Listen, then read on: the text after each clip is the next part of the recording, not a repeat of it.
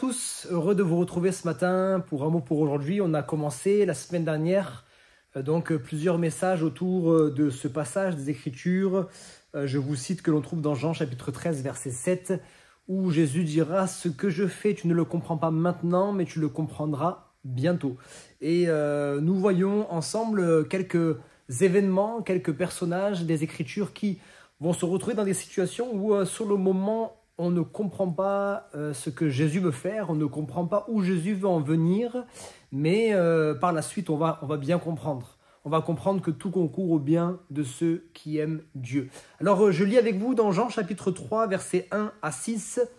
Il y eut un homme d'entre les pharisiens nommé Nicodème, un chef des Juifs qui vint, lui, auprès de Jésus de nuit et lui dit « Rabbi, nous savons que tu es un docteur venu de Dieu car personne ne peut faire ces miracles que tu fais si Dieu n'est avec lui. » Jésus lui répondit « en vérité, je te le dis, si un homme ne naît de nouveau, il ne peut voir le royaume de Dieu. » Nicodème lui dit « Comment un homme peut-il naître quand il est vieux? Peut-il entrer dans le sein de sa mère et naître ?»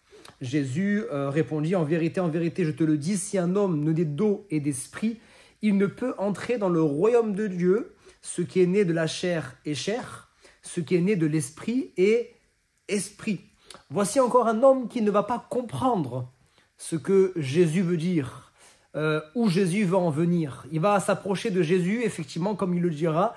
Il est obligé de reconnaître qu'il y a quelque chose de particulier. Il est obligé de reconnaître que ce fameux Jésus, qui fait tant polémique, qui a créé d'une certaine manière la division, certains le suivent, certains quittent tout ce qu'ils ont pour le suivre et d'autres le rejettent complètement, s'opposent à lui. Et cet homme, il a le courage, alors c'est vrai qu'il vient de nuit, mais il a le courage de venir vers Jésus parce qu'il veut comprendre. Il veut comprendre un peu plus. Et Jésus va l'emmener à réfléchir d'une autre manière. Non plus d'une manière intellectuelle, mais d'une manière spirituelle. Au début, il ne comprend pas, puisque lui, il va réfléchir d'une manière intellectuelle. Il a la connaissance. C'est un homme qui a étudié les Écritures, il a la connaissance intellectuelle. Mais là, il va se rendre compte que sa connaissance intellectuelle ne suffit pas. Il est limité. Parce qu'on ne peut pas s'approcher de Dieu avec notre tête, mais on doit s'approcher de Dieu avec notre cœur. Si tu t'approches de Dieu avec ta tête, toi qui m'écoutes, eh bien, il y a bien des choses que tu ne comprendras pas. Et il y a des choses qui sont illogiques. Il y a des choses qu'on ne peut pas saisir avec notre esprit humain. Mais nous devons nous approcher de lui avec notre cœur. Ce n'est pas une adhésion intellectuelle à une nouvelle religion.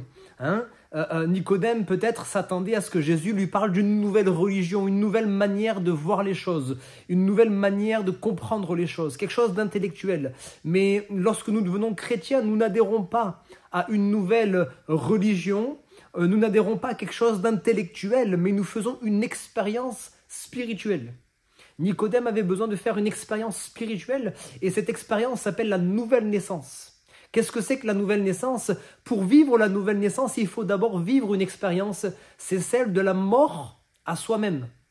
Si je veux naître de nouveau, il faut que je meure à mon ancienne vie. Il faut que je reconnaisse que ma vie actuelle, ne m'apporte pas ce que mon âme a besoin. Je ne connais pas la véritable paix.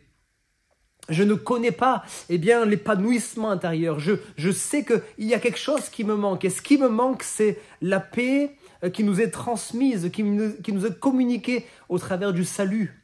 Lorsque je fais la paix avec Dieu, lorsque je suis sauvé de mes péchés, alors je peux vivre cette paix réelle et véritable. C'est une réelle expérience. Ce n'est pas une paix que nous pouvons saisir intellectuellement. Mais c'est une paix que nous vivons lorsque nous faisons cette expérience.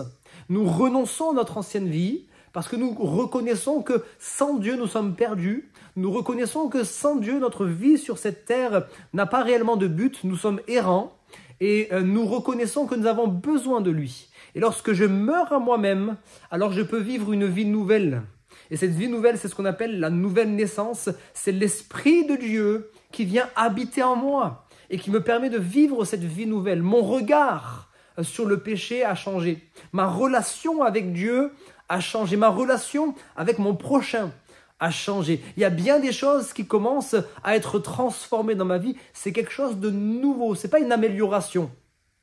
C'est pas l'acquisition, encore une fois, de certaines connaissances, mais c'est une expérience réelle, véritable. Et je t'encourage, toi qui m'écoutes ce matin, si tu n'as pas encore fait l'expérience de la nouvelle naissance, je ne te parle pas d'aller à l'église, je ne te parle pas de connaître des versets, de savoir les citer par cœur, je ne te parle pas d'être capable de prier, mais je te parle d'avoir fait l'expérience de la nouvelle naissance, c'est-à-dire l'Esprit de Dieu qui vient habiter en toi et l'assurance dans ton cœur que ton nom est inscrit dans le livre de vie et qu'un jour tes yeux verront Dieu pour l'éternité. C'est tout ce que je te souhaite dans le nom de Jésus-Christ.